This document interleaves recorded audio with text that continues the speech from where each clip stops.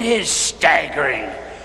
I'm not unacquainted with the progress of modern scholarship, but this collection is enormous. What a treasure trove of our culture, huh? Yes, Watson. But come along, my good fellow. We have work to do. Here? What is it for us here? Crime, of course. Crime? Yeah? In the library? This library and every library, Watson. Serious crime.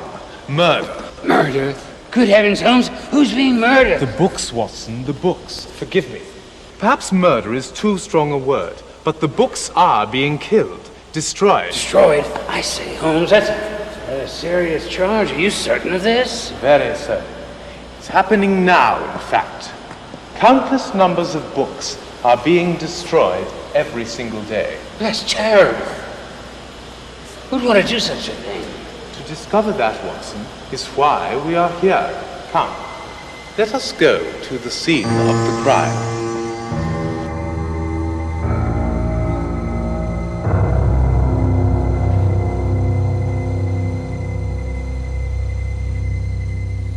Good heavens, it's even worse than I suspected. What is, Holmes? There's nothing here but shelves of books. I don't see any cause for your alarm. I know. Neither you nor most other people. That's part of the problem. Say, Holmes, there's one that should interest you. Oh, goodness. Allow me, Watson. Yes. Monograph on alkaline toxicology.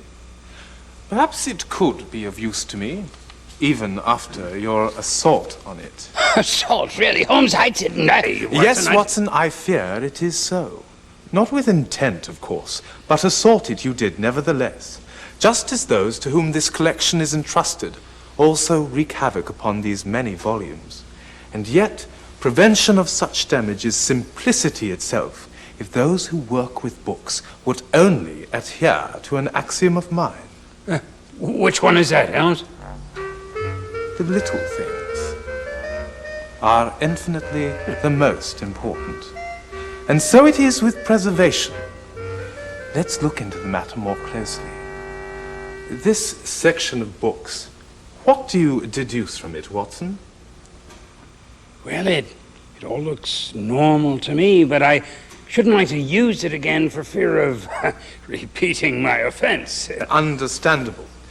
But it is not only you who has created the problem. Observe the shelves. This shelf which you first attacked. The books are simply not supported properly in an upright position. Now, the shelving is correct. Each book supported vertically by its neighboring volume and the bookend. Notice they are snug, but loose enough to allow removal of a volume. Yes, I see. Now, what about this next shelf, Watson?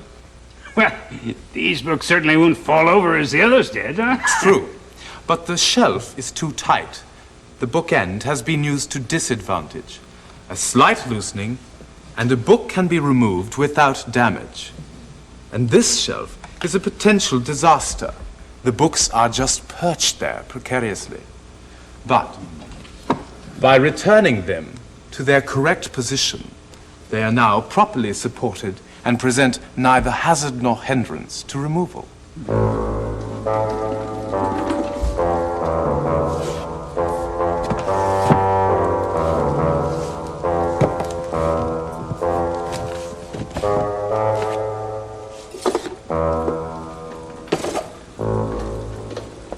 This poor victim has been crammed into a space too small. It needs to be shelved the long way in to save it from permanent damage. I'll do it, Holmes. Thank you, Watson. But it must go in spine down. Notice the volume next to it, shelved foredge down. See how gravity pulls the text block out of its case? If a volume is too tall to be shelved vertically, shelve it spine down. So, the text block does not pull away from the cover. Holmes, This book has been shelved incorrectly. Yes, Watson. I also observed her doing so.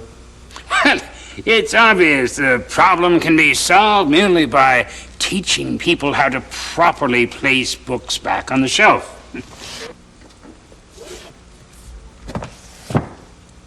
That's only the half of it, my good man. Correct shelving and storage are crucial, but one must allow for actual careful handling of the books. Where's that toxicology term? Here it is, the one with the recently torn head cap. No need to look abashed, Watson. If proper shelving techniques have been applied, then this simple procedure can be followed to remove the desired volume. Gently push the volumes on either side back. Grasp the book you want firmly at the center of the spine and pull it from the shelf. Thus no damaging strain is exerted on the weaker, vulnerable portions of the binding. After removal, of course, the empty space is closed up by pushing the bookends snug to maintain vertical support for the remaining volumes on the shelf. How did you know all that, Holmes? Elementary, my dear Watson, elementary. But what if the books are packed a little too tightly, or if the desired volume is at the end of the shelf? How can the volume be removed without causing damage to the cover or binding structure? Moment, Holmes. Let me see. Perhaps, what if one were to press down on the pages on the top of the book, tilt the book forward, and then grasp the spine? That's capital, Watson. You've surpassed yourself. Yes, indeed, this alternative method will serve the same protective function for safe removal of books. You see, preservation is quite simple.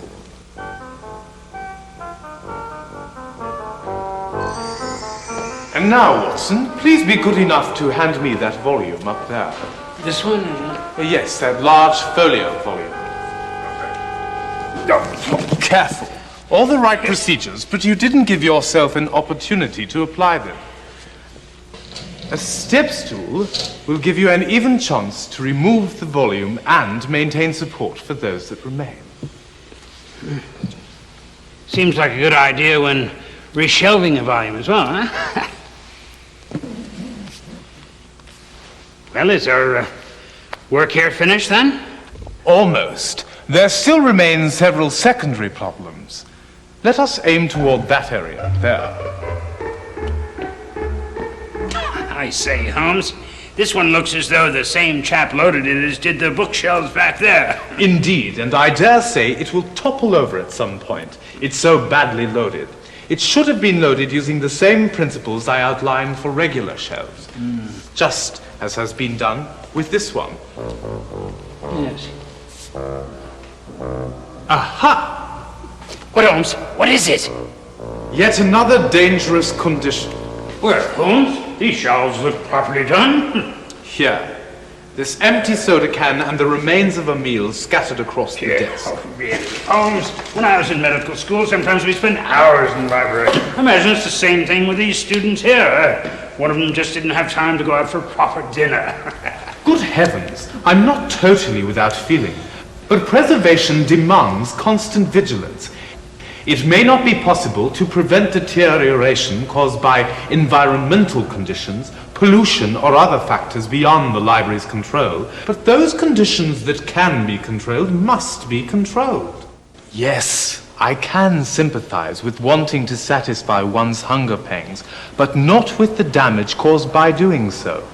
Oh, really, Holmes? It may be a little untidy, but... Watson, eating and drinking in the stacks brings bugs and roaches just as surely as ants follow a picnic. And once insects are here in the stacks, their next meal is the paper and the glue in the books, totally destroying whatever they attack. Here, an example of such damage.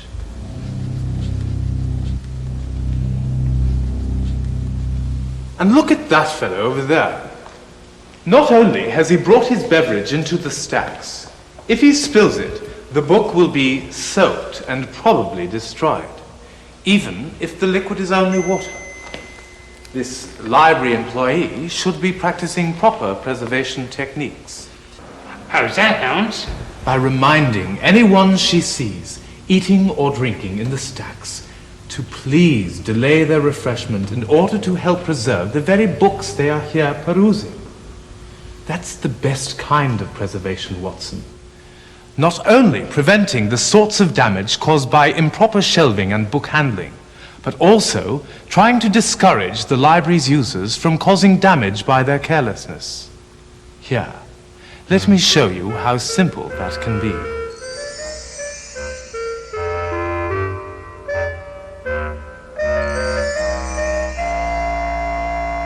Even here, Watson, a little attention to preservation can eliminate yet another source of damage to the books.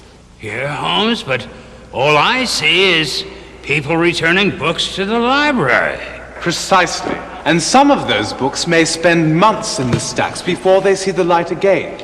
A paper clip left in a book for that length of time can rust and permanently mark the pages, as can a rubber band or some other bookmark left too long in one place.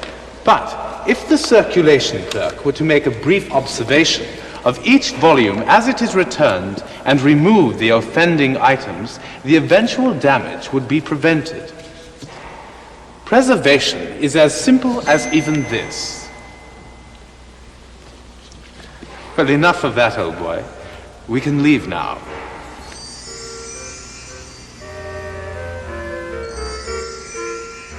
But Holmes, aren't we going to solve this crime? We already have, Watson. I know who is killing the books. Who, Holmes? Who? Everyone, Watson. The people who use the library and the people who work in the library. All people who come in contact with books but who fail to give sufficient thought to the consequences of their actions. That's the problem. And what's the solution? Preservation. Yes. Is that more than the 7% solution, Holmes? Yes, of course, Watson. If we are to keep books alive, preservation is the 100% solution. Preservation. Come along, Watson. We've got to go. It's time. Preservation.